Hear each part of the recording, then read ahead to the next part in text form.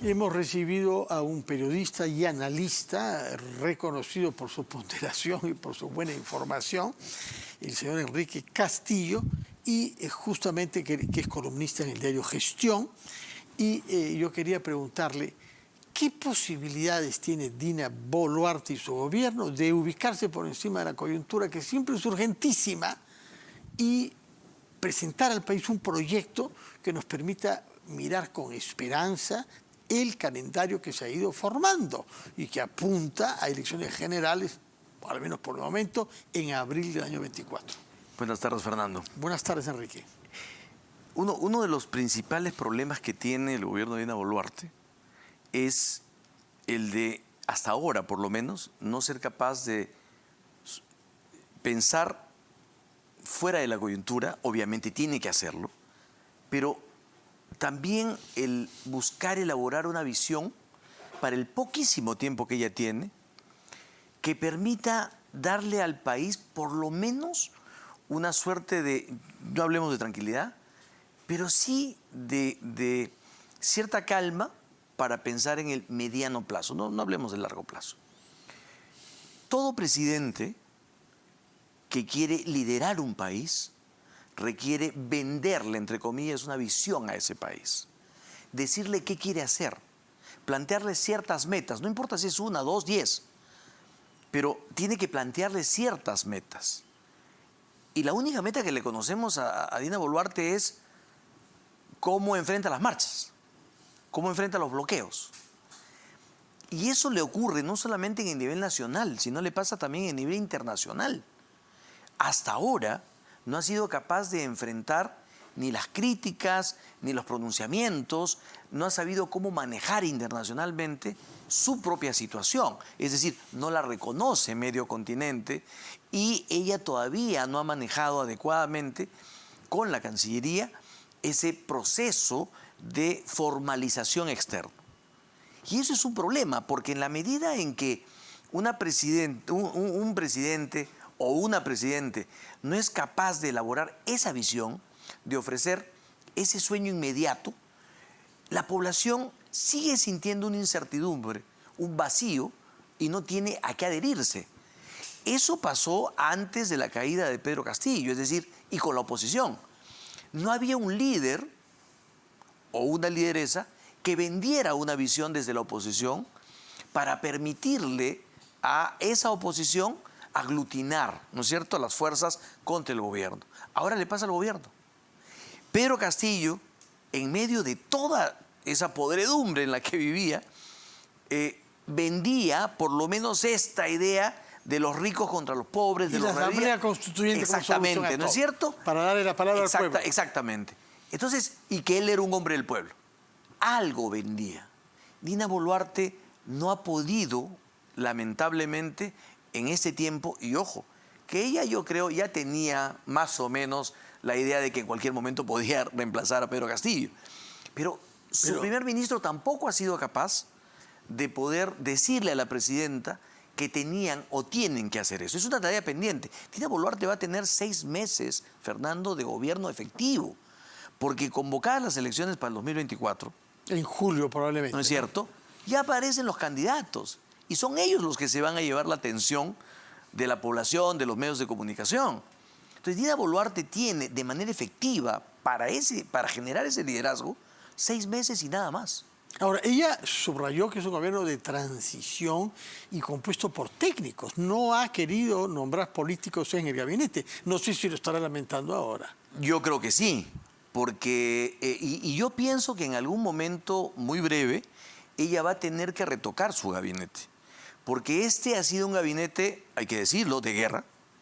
Es un gabinete en donde ya hay ministros que de alguna manera están absorbiendo gran parte de ese enfrentamiento que existe político y en las calles. El ministro del Interior, por ejemplo. Este tema de la marcha, ¿no es cierto?, lo ha llevado a un enfrentamiento. La marcha de la policía, ¿no? Exactamente, lo ha llevado a un enfrentamiento ya no solamente con la población, sino con una serie de instituciones y personajes que han reprobado esta convocatoria. Y lo del mayor Medina también. Exactamente. Y hay algunos colegas especialistas que también ven que hay varios nombramientos de gente dudosa, ¿no? Nombramientos e intentos de pasar al retiro también a otros oficiales que han tenido que recular. Este tema de la DINI, por ejemplo, que comentabas tú con tu anterior invitado.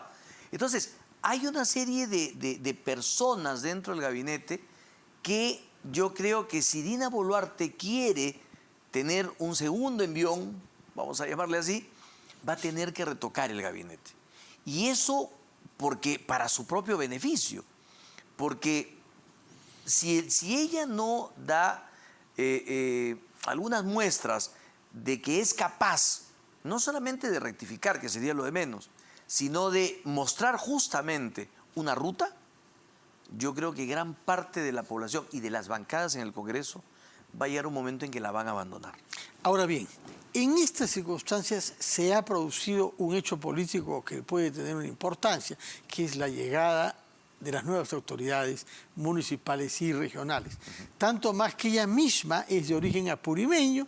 Yo creo que es la primera jefe de Estado en la historia de nuestro país que habla en quechua, que se dirige a la población en quechua. En este momento no he logrado saber si Gamarra, que era cusqueño, habla quechua o no, pero en todo caso no ha pronunciado discursos oficiales y no se ha expresado en tanto que jefe de Estado de esto hace 170 años, ¿no? Por eso quería preguntarte cómo ves tú las posibilidades que tiene Dina Boluarte de coordinar una relación adecuada con alcaldes y con gobernadores regionales, habida cuenta de que se le ha hecho ya algunos desplantes. Tengo entendido que el gobernador de Puno no quiso reunirse con su primer ministro, ¿no? Así es. O con el ministro del Interior. Ahora, ahí hay justamente, digamos, una situación que va a ir siendo eslabonada una tras otra. Ella tiene como tú dices, tiene una gran oportunidad con los gobernadores, sobre todo, y los alcaldes, pero sobre todo con los gobernadores. Y lo otro es el manejo de la administración pública en este momento.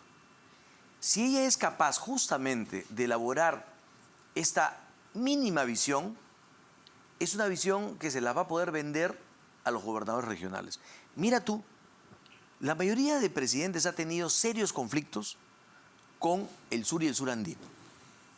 Por alguna razón, los presidentes, varios, no han podido tener química con el sur y el sur andino y han sido rechazados por ellos. ¿Por qué? ¿Por qué no han sido capaces, así como el norte, que tiene una capacidad de desarrollo, no han podido ser capaces de hacer eso? Una mínima visión tendría que decirme, oye, yo tengo que pensar en que el sur no son enemigos, más cuando se están por ahí surgiendo ideas medias secesionistas.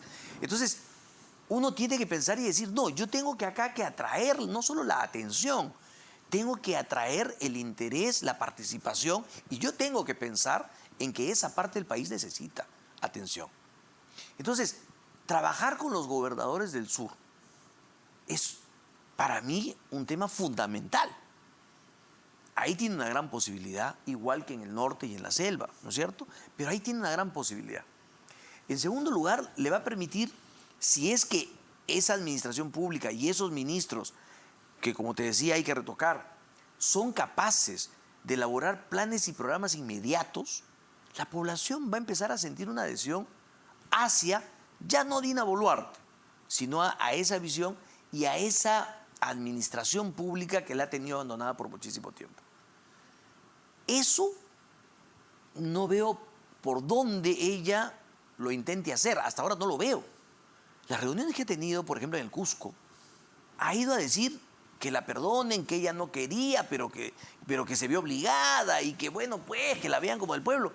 Eso no es intentar lograr ese acercamiento. Hay otros elementos. Y ella parece querer victimizarse o tratar de ser la mamá de todos, pero no funciona, pues. Eso en política no funciona. En política funcionan los hechos concretos. Repetir con ciertas diferencias los gabinetes descentralizados de Pedro Castillo no tiene sentido, ¿no es cierto? Y otra cosa, los presidentes tienen que hacer más que hablar. Yo saludo la disposición de Dina Boluarte a tener esta relación con la prensa tan cercana. La saludo. Pero no se puede ir al otro extremo. Es decir, una cosa es no hablar con la prensa y otra cosa es sobreexponerse a todo nivel. Porque no solamente porque te vas a ver obligado a decir muchas cosas que no vas a cumplir, o porque vas a cometer errores o vas a tener más posibilidades de cometer errores mientras más hablas, sino porque además lo que la gente no quiere y está cansada es de gente que habla y no hace. Entonces, si en este momento le preguntamos a la gente qué es lo que Dina Boluarte le ha ofrecido al país como importante, como necesario, uno dice, a ver, ¿cuál? Tú mismo no podrías decirme en este momento qué cosa Dina Boluarte ha dicho que conecte con la población. Ahora, lo que ella cree haber dicho y hecho es proponer un plan económico con Punche Perú. Pero, lo ha desarrollado sobre todo el ministro de Economía. Pero, ¿qué posibilidades hay? Tampoco es que se haya visto un esfuerzo inmediato por destrabar obras. Todo el mundo dice que va a destrabarlas, pero no avanza con la rapidez que requiere. Y en el caso del sur, del proyecto Majes Iguas, que es, si bien tiene lugar en Arequipa, atrae mucha mano de obra de toda la macrorregión, ¿no? La única frase que le recuerdo a Dina Boluarte al respecto es decir, con respecto a las obras en el sur, es decir que Tía María todavía es una posibilidad, sí, pero que tiene sí, que responder, ¿cierto?, a las demandas ya, ecológicas ahora, y sociales. Un proyecto o un programa como Punche, ¿no es cierto?, es un programa que tendría que ser no solamente bajado al llano en su lenguaje, sino además debía tener ejes fundamentales de comunicación que permita esa conexión con la población. Y eso no ha tenido. Por eso es que la coyuntura, en términos coloquiales, se come a Dina Boluarte.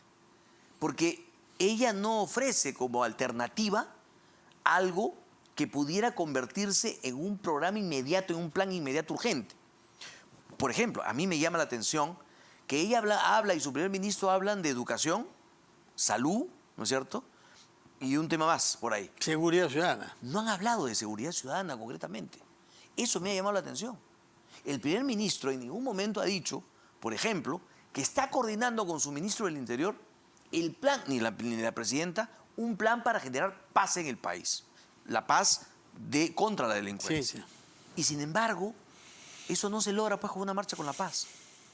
Se logra con efectos concretos, con acciones concretas. Eso no sucede. Otros temas, por ejemplo, con los cuales se conecta. El tema de la agricultura. No, o sea, no solamente han pasado por el problema de la urea, están pasando por el tema de la sequía. Terrible. La sequía en el sur justamente Es terrible. Es la peor en 60 años. Y sin embargo, ¿dónde está el ministro de Agricultura diciéndonos qué cosa es cuál es el plan para atender no solamente la emergencia, ¿no es cierto?, sino todo lo que ha ocurrido? ¿Qué nos ha dicho sobre la urea? Nos ha dicho que va a volver a convocar, no va a volver a convocar. Simplemente sabemos que está buscando otras vías, mejor vía bonos, el fertibono, para que cada uno se lo compre sola la urea, porque el Estado no sabe ¿Y dónde la consigue? Sí. Entonces, yo no veo que haya un trabajo en el cual el gabinete se ha sentado y ha dicho, señores, nosotros no tenemos tiempo de hacer muchas cosas. Tenemos 6 meses, 8 meses para hacer lo urgente. ¿Qué cosa es lo urgente que necesita el país? Ya, muy bien. El tema de la lucha contra toda esta situación que hay en las calles, ya, ese es un tema. Pero no puede comerse la atención de todo el gobierno el 4 de enero. O sea, todo el gobierno asustado y pensando que el 4 de enero tiene que estar, ¿no es cierto?, en su máxima atención. Tiene que tener la atención, porque el país tiene que tener paz. Y para eso se supone que eran los diálogos. No para ir a repetir, como digo, los esquemas de... Sí. Ahora, ¿qué margen de acción tiene ella careciendo de bancada y de partido político y habiendo vivido una mutación política bastante rápida, ¿no? Porque no nos olvidemos que hasta hace un par de meses era una ministra del gobierno de Pedro Castillo. Ha tenido que adaptarse a una circunstancia política original, rara, inesperada, y estamos viendo, acabamos de escuchar a una de las bancadas que todavía no ha tomado una decisión sobre el voto de confianza, es decir, está ella bajo advertencia, ¿no? Bajo advertencia, y seguramente pues esas frases también tienen algo que ver con decirle, Dina, si tú no te portas bien, no te la damos. Mira, varias personas han dicho que su principal problema de ella es no tener bancada. para mí es un problema importante, pero no es el principal problema. Para mí su principal problema es su pecado original, es decir, su origen político.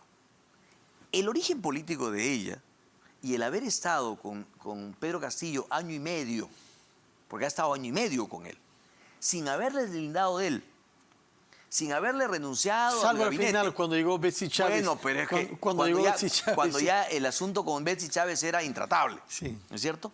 Pero no, hasta ahora no nos ofrece una respuesta de por qué razón ella continuó con Pedro Castillo hasta agosto. Ella misma lo ha dicho, que recién en agosto ella tomó distancia. Mucho tiempo. Zarratea es noviembre, ya se sabía Zarratea. Pero vamos al tema. Hay mucha desconfianza con respecto a ella. Y desconfianza que ella alimenta cuando, por ejemplo, anuncia que el pueblo debe pronunciarse a través de una asamblea constituyente y un referendo. Entonces, claro, cuando hay un sector del Congreso que empieza a apoyarla, ella lanza esto y genera desconfianza en ese sector. A la vez, ella es considerada traidora en el otro sector de izquierda o de los radicales o de los perulibristas. Y entonces, no solamente es traidora, sino que empiezan a decir que es, pues, oportunista.